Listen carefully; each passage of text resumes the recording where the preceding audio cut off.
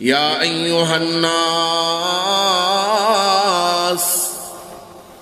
কুলু মিম্মা ফিল আরদি হালালান তাইয়্যিবা। ও আমার বান্দারা, আমি আল্লাহ তাআলা রব্বুল আলামিন জমিনকে তোমাদের জন্য রিজিকের খাজানা বানায়া দিছি। এই মাটি থেকেই তোমাদের জন্য সব ধরনের খাদ্য আমি আল্লাহ উৎপন্ন করে দেই।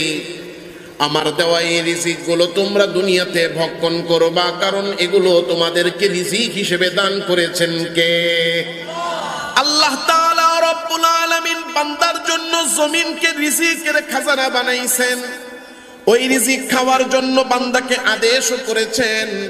তবে আদেশের মধ্যে আমার আল্লাহ তাআলা রব্বুল আলামিন একটু শর্ত লাগাইয়া আল্লাহ তাআলা ডাক দিয়া বলেন, বান্দা, জমিন থেকে বের হওয়া এই খাদ্যগুলোর মধ্যে আমি আল্লাহ দুইটা প্রকার করে দিয়েছি, দুইটা ভাগ করে দিয়েছি। এক প্রকার খাদ্য আর রিজিক হলো এমন যেইগুলো খাইতে আমি আল্লাহ তোমাদেরকে বৈধতা দিয়া তোমাদেরকে আদেশ দিচ্ছি ওই খাবারগুলা তোমরা খাবা, কারণ ওই কুল খাবারগুলার নাম হলো হালাল। আর এই হালাল খাওয়া তোমাদের জন্য বৈধ করে দিয়েছেন কে? আরেকটা প্রকারের ব্যাপারে মালিক ডাক দিয়া বলেন, আরেকটা প্রকার খাদ্য আছে যেই খাদ্যগুলা খাওয়া তোমাদের জন্য নিষিদ্ধ করেছি, যেই খাদ্যগুলো খাওয়া তোমাদের জন্য অবৈধ আর নাজায়েজ করেছি, যেই খাবারগুলার নাম হলো হারাম খাবার। ও বান্দারা, এই জমিন থেকে নির্গত হওয়া খাদ্যগুলো, রিজিকগুলো দুই প্রকার, এক প্রকার হালাল আর এক প্রকার হারাম।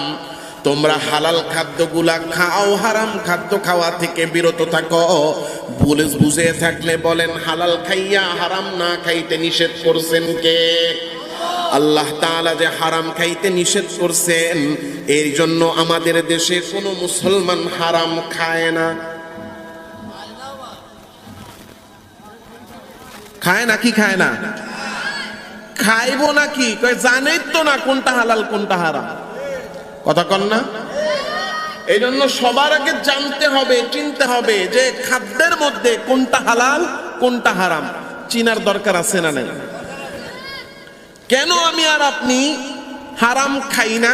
হারাম খাই প্রথম কারণ হলো যে চিনি না, জানি না কোনটা হালাল কোনটা হারাম। হারাম যে খাই, জিজ্ঞাসা করলাম হারাম খায় কিনা, সবাই বললেন খায়। হারাম খাওয়ার প্রথম একটা কারণ হলো যে কোনটা হালাল কোনটা হারাম চিনি না, এই জন্য হারাম খাচ্ছে। এই জন্য সবার আগে চেনা লাগবে, জানা লাগবে কোন খাবারটা হালাল আর কোন খাবারটা হারাম। কথা কি ঠিক না বে ঠিক?